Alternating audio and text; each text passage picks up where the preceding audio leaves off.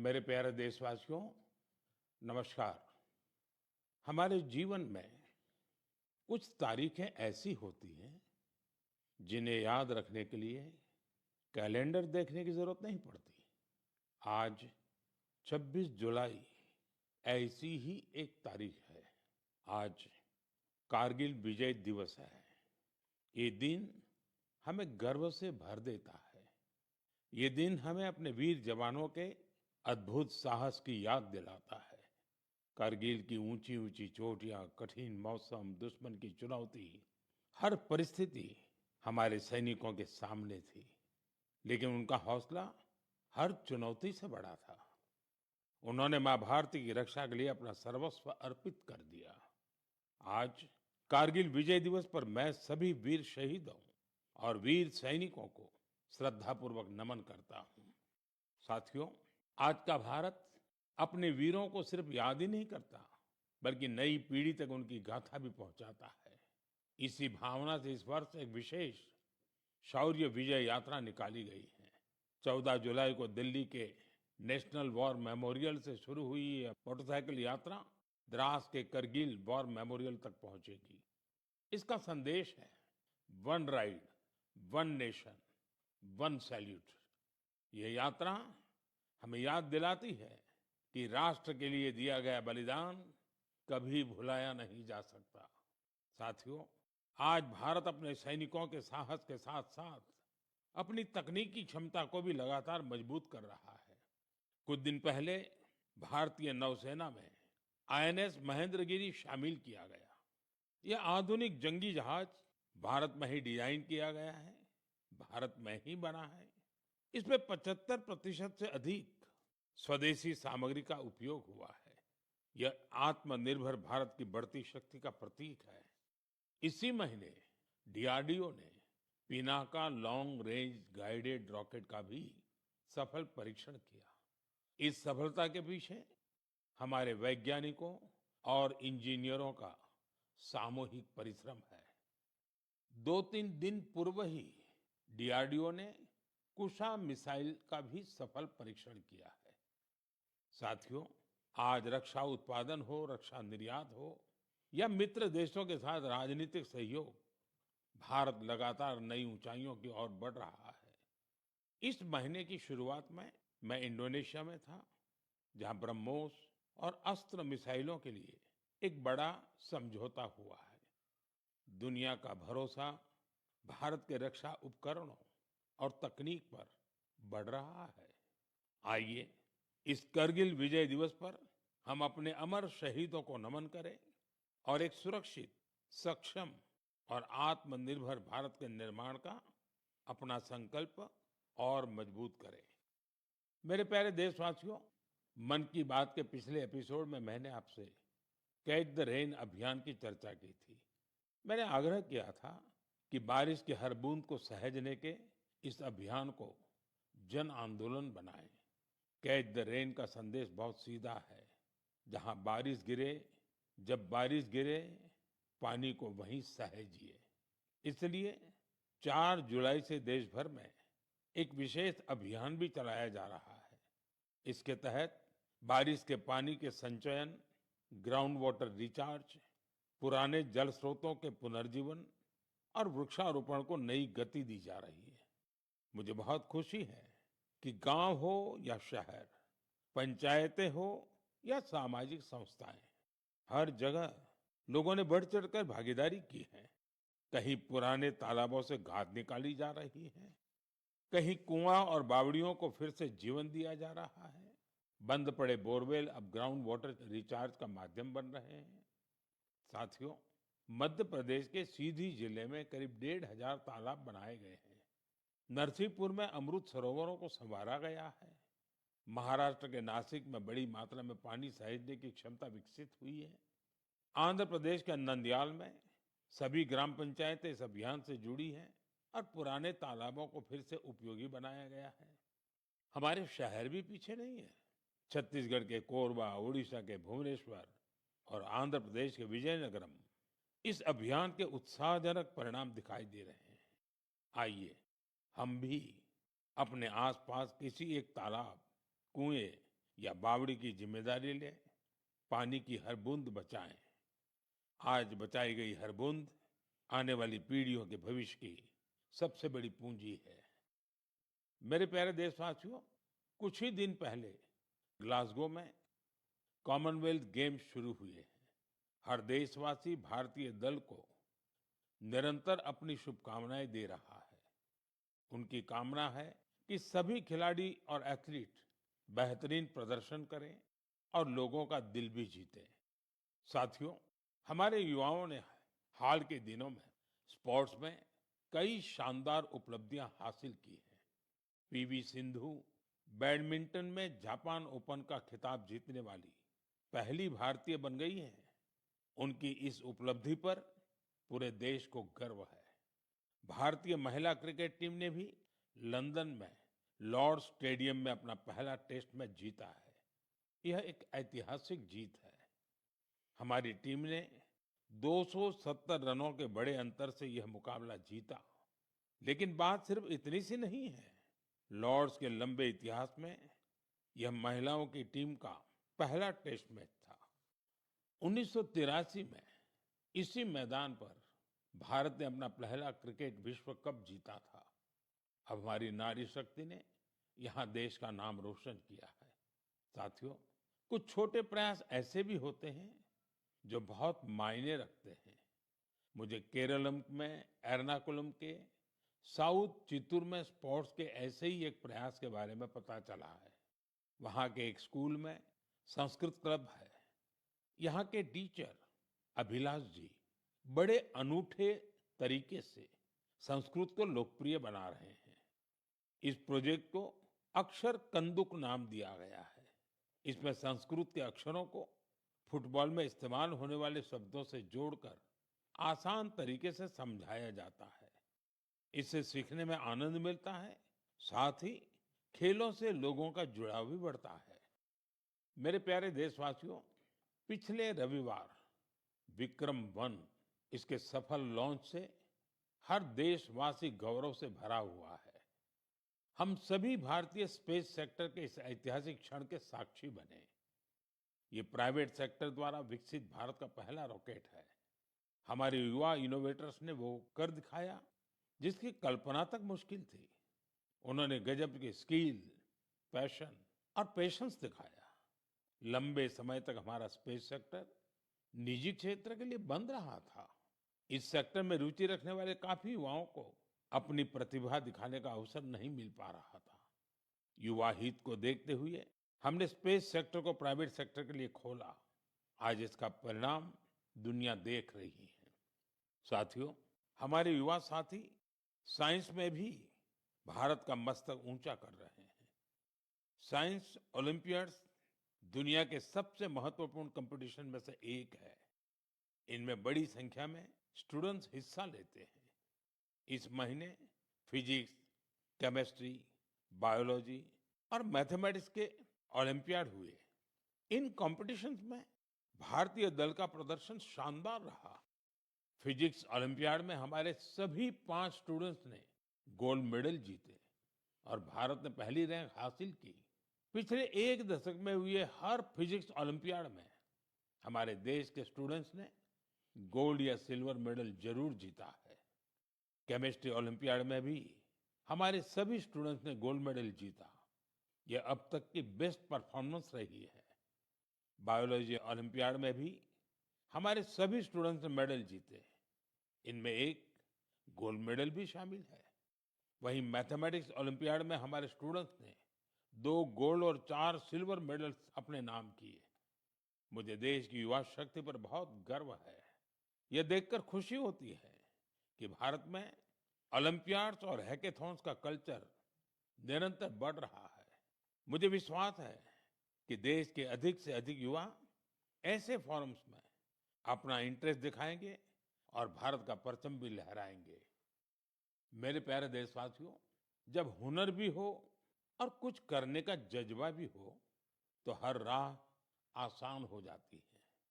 कश्मीर की पारंपरिक चटाई वगू को लेकर आज जो प्रयास हो रहे हैं उसमें इसी की झलक मिलती है। इसे सरकंडे और धान के पुआल से स्ट्रॉ से तैयार किया जाता है। इस चटाई को बनाने की परंपरा बरसों पुरानी है। इसके लिए सबसे पहले कश्मीर के दलदली इलाकों की घास और सरकंडे की कटाई की जाती है। धूप में सुखाने के बाद छटाई होती है और फिर शुरू होता है हाथों से बुनाई का काम। दो कारीगरों को एक चटाई बनाने में करीब करीब 4 दिन लगते हैं। यह चटाई अनूठी भी है और इको फ्रेंडली भी है। एक बड़ी खासियत ये है कि आपको गर्मियों में इससे ठंडक मिलेगी और सर्दियों में गर्माहट। पहले ये कश्मीर के हर घर में दिखती थी, लेकिन पिछले कुछ वर्षों में इसका उपयोग कम होने लगा था। ऐसे में श्रीनगर के गुलाम हुसैन जी और उनकी बेटी तंजिला जी ने एक संकल्प लिया। दोनों वगु क्राफ्ट की परंपरा को एक नया जीवन देने में जुट गए। गुलाम हुसैन जी बहुत ही साधारण परिवार से आते हैं। उन्होंने इस काम में कई तरह की चुनौतियां भी आई, लेकिन वगु के संरक्षण का उनका संकल्प अडिग था। देखते ही देखते उनके इस प्रयास से बहुत सारे लोग जुड़ते चले गए। गुलाम हुसैन जी ने इस कौशल को खूब बढ़ाया। अपने मिशन में उन्हें स्थानीय स्तर पर सरकारी सहयोग भी मिला। आज तेजी से लोकप्रिय हो रहा वगु देश के अन्य हिस्सों में भी पहुंच रहा है। मुझे इस प्रयास से जुड़े सभी लोगों पर बहुत गर्व है। आज हम सभी का लोकल प्रोडक्ट्स पर जोर है। हम वोकल फॉर लोकल के मंत्र को लेकर चल रहे हैं। ऐसे में कश्मीर का वगु भी आपके घर का हिस्सा बने, इस पर एक बार जरूर सोचिएगा। साथियों, हमारे देश में चाय सिर्फ एक पेय नहीं है, ये अपनापन भी है। सुबह की शुरुआत हो, दोस्तों की मुलाकात हो या परिवार के साथ कुछ पल बिताने हो, चाय हर मौके का हिस्सा बन जाती है। वैसे तो आप भी भलीभांति जानते हैं मेरा चाय से रिश्ता क्या है, लेकिन आज मैं जिस चाय की चर्चा कर रहा हूं, उसने सिर्फ स्वाद ही नहीं दिया, बल्कि अनेक बहनों के जीवन में आत्मनिर्भरता की नई खुशबू भी घोल दी है। उत्तर प्रदेश के बिजनौर जिले के लखीवाला गांव में सेल्फ हेल्प ग्रुप से जुड़ी महिलाओं ने विदुर प्रेरणा स्वदेशी हर्बल टी तैयार की है। इसमें लेमन ग्रास, गिलोय, मुलेठी, तुलसी, कच्ची हल्दी, दालचीनी, इलायची और सौंफ जैसी प्राकृतिक सामग्रियां शामिल है। अपने अनोखे स्वाद और गुणों की वजह से इस चाय ने बहुत कम समय में लोगों के बीच खास पहचान बना ली। प्रयागराज के महाकुंभ और दिल्ली के इंटरनेशनल फूड फेस्टिवल में इस हर्बल चाय को खूब सराहना मिली। विदेशों से आए लोगों ने भी इसमें दिलचस्पी दिखाई। साथियों, सबसे प्रेरक बात इसकी शुरुआत है। ये पूरा प्रयास सिर्फ 1 लाख रुपए से शुरू हुआ था। आज यह ब्रांड देश के बड़े संस्थानों तक पहुंच चुका है। ये पहल हमें बताती है कि जब स्थानीय ज्ञान, प्रकृति और महिलाओं का आत्मविश्वास साथ आते हैं, तो एक छोटा सा प्रयास भी बड़े बदलाव की शुरुआत बन जाता है। मेरे प्यारे देशवासियों, आज देश भर में एक पेड़ मां के नाम अभियान के माध्यम से लोग प्रकृति के प्रति अपना दायित्व निभा रहे हैं। जब समाज इस भावना से जुड़ता है, तो बहुत सुंदर और प्रेरक उदाहरण सामने आते हैं। साथियों, अहमदाबाद में जन भागीदारी की अद्भुत शक्ति दिखाई दी है। भाड़ज क्षेत्र में 1 घंटे के भीतर 3.5 लाख से अधिक पौधे रोपे गए। इसमें 25,000 से अधिक लोग जुटे। स्कूली बच्चे, एनसीसी कैडेट्स, स्वयंसेवक और आम नागरिक, सभी ने इस अभियान में हिस्सा लिया। आने वाले वर्षों में यही पौधे एक घने शहरी वन का रूप लेंगे। इस प्रयास को Guinness book of world record में दर्ज किया गया है। साथियों, एक पेड़ मां के नाम अभियान के तहत यूपी में भी जन शक्ति का अद्भुत संकल्प देखने को मिला है। वहां एक ही दिन में 12 जुलाई को 35 करोड़ से अधिक पौधे लगाए गए हैं। यूपी का सांसद होने के नाते मेरे लिए ये भी विशेष गर्व की बात है। मेरे प्यारे देशवासियों, पेड़ केवल मनुष्यों के लिए नहीं होते, वे अनगिनत जीवों के घर भी होते हैं। गुजरात के गीर के जंगलों में करीब 60 वर्षों बाद इंडियन ग्रे हॉर्नबिल फिर से बसेरा बना रहा है। ये गीर में बरसों से हो रहे संरक्षण और पुनर्स्थापन के प्रयासों का परिणाम है। हॉर्नबिल को जंगलों का किसान कहा जाता है। ये फल खाते हैं और बीजों को दूर दूर तक पहुंचाते हैं। उन्हीं बीजों से जंगल में नए पेड़ उगते हैं। इस तरह एक पक्षी जंगल को फिर से हरा भरा बनाने में मदद करता है। मैं आप सभी से कहूंगा, हम सभी अपने जीवन के किसी विशेष अवसर को प्रकृति से जरूर जोड़ें। एक पेड़ मां के नाम लगाएं। आज का लगाया एक छोटा सा पौधा आने वाली पीढ़ियों के लिए हरियाली, स्वच्छ हवा और सुंदर भविष्य की विरासत बन सकता है। मेरे प्यारे देशवासियों, हम सभी जानते हैं कि आज प्लास्टिक प्रदूषण पूरी दुनिया के पर्यावरण के लिए बड़ी चुनौती बना हुआ है। सिंगल यूज प्लास्टिक का कचरा कई वर्षों तक प्रकृति को नुकसान पहुंचाता रहता है। इसलिए प्लास्टिक का सही निस्तारण बहुत जरूरी है। साथियों, बिहार के सीतामढ़ी में वेस्ट टू वेल्थ का शानदार उदाहरण सामने आया है।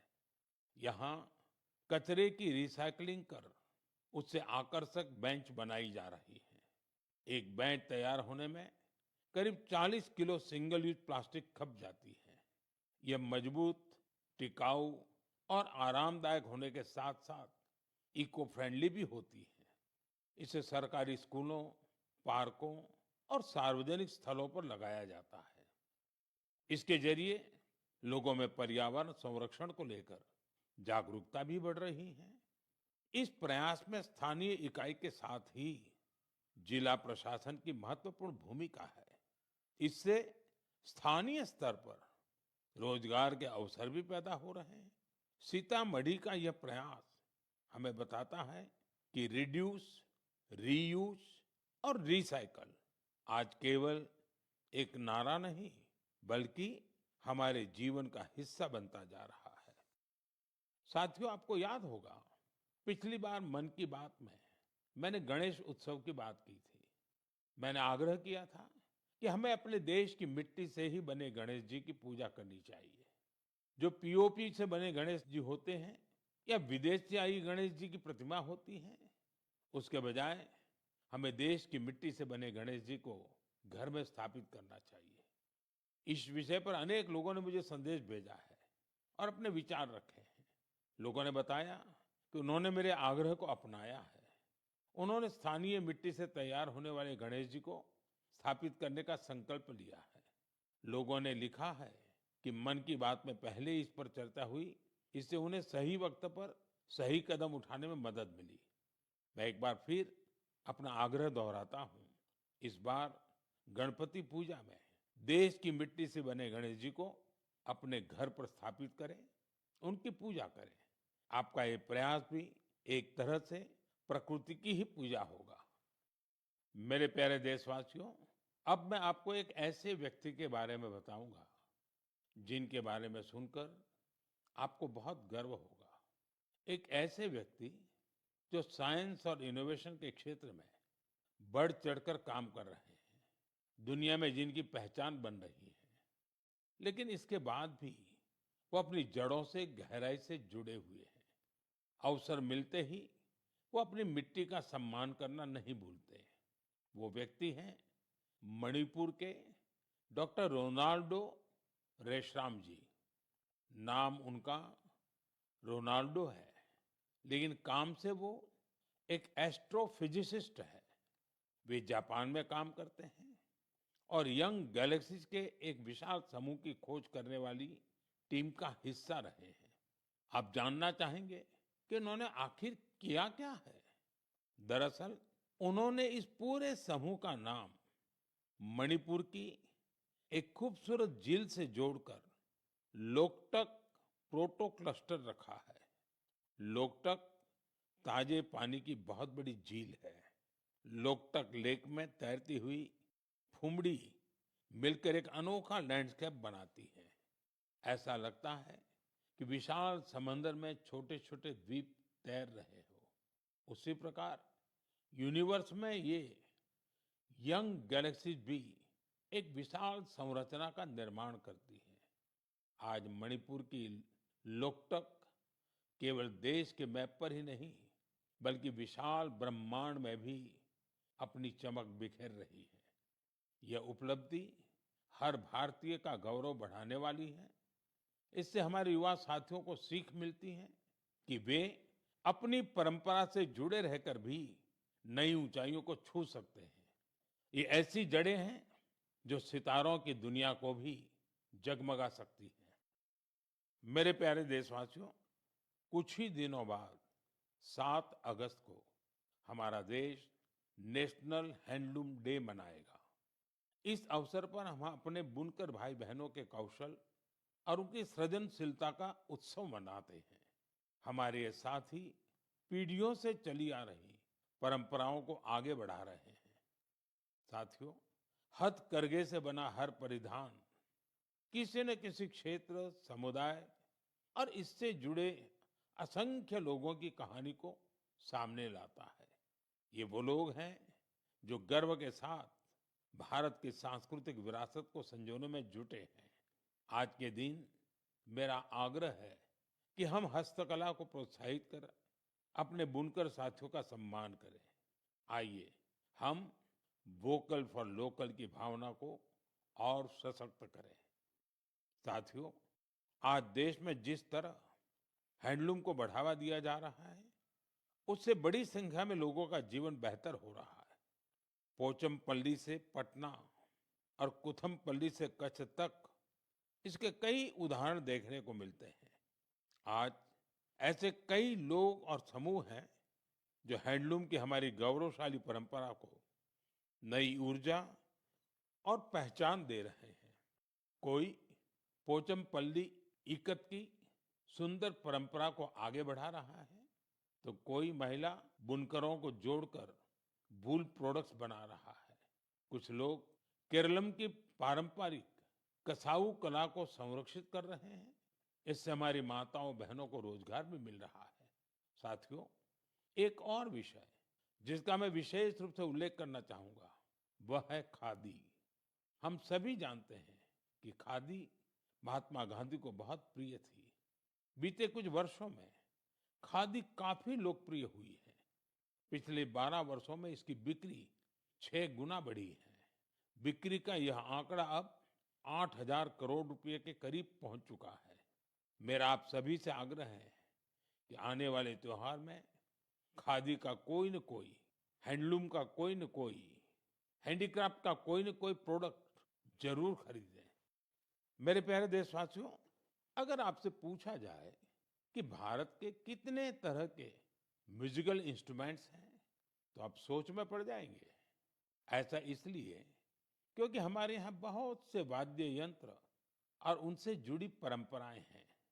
इसी तरह का एक इंस्ट्रूमेंट है त्रिपुरा का चोंग प्रेंग। यह वहाँ की ट्राइबल कम्युनिटीज में काफी लोकप्रिय है। बांस से बने इस वाद्य यंत्र में 3 तार होते हैं। इससे निकली धुन बहुत मधुर होती है, जो सरोद से मिलती जुलती है। कुछ वजहों से युवाओं के बीच इसकी लोकप्रियता कम होने लगी थी। ऐसे में सूरज कुमार देव वर्मा जी ने इसे फिर से लोकप्रिय बनाने का संकल्प लिया। आज उनका प्रयास रंग ला रहा है। वे चोंगप्रेंग के साथ ही वहाँ के अन्य पारंपरिक वाद्य यंत्रों पर भी परफॉर्म करते रहे। Kokborok folk songs, Baul songs, Bengali folk उन्हें खूब भाता है। अब मैं आपको एक छोटी सी क्लिप सुनाना चाहता हूँ। इस संगीत को आप कभी भूल नहीं पाएंगे।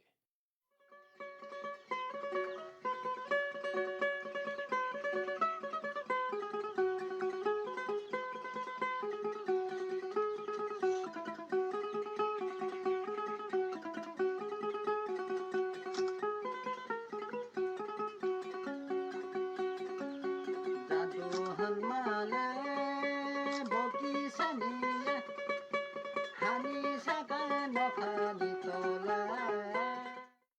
साथियों, मुझे विश्वास है इसे सुनकर आपके मन को बहुत अच्छा लगा होगा।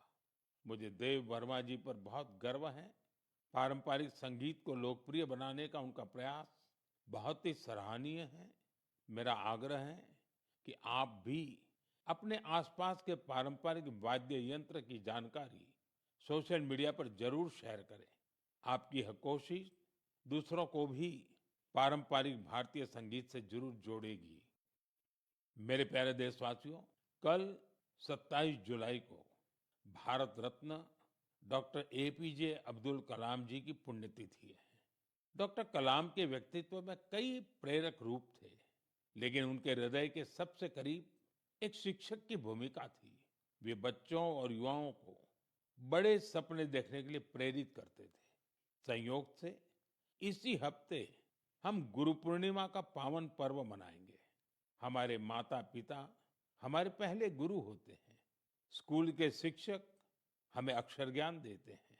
गुरु पूर्णिमा ऐसे सभी गुरुओं के प्रति कृतज्ञता जताने का अवसर है। मैं देश के सभी शिक्षकों और गुरुजनों को श्रद्धापूर्वक प्रणाम करता हूँ। साथियों, कुछ ही सप्ताह बाद हम अपनी स्वतंत्रता का महापर्व भी मनाएंगे। 15 अगस्त हर भारतीय के लिए गर्व का दिन है। ये उन असंख्य वीरों को याद करने का दिन है जिन्होंने भारत माता की स्वतंत्रता के लिए अपना सब कुछ समर्पित कर दिया। उनके त्याग और तपस्या की वजह से आज हमारे हाथ में तिरंगा है। इस तिरंगे में हमारे संविधान के आदर्श हैं। साथियों, पिछले कुछ वर्षों में हर घर तिरंगा अभियान ने पूरे देश को एक अद्भुत भावना से जोड़ा है।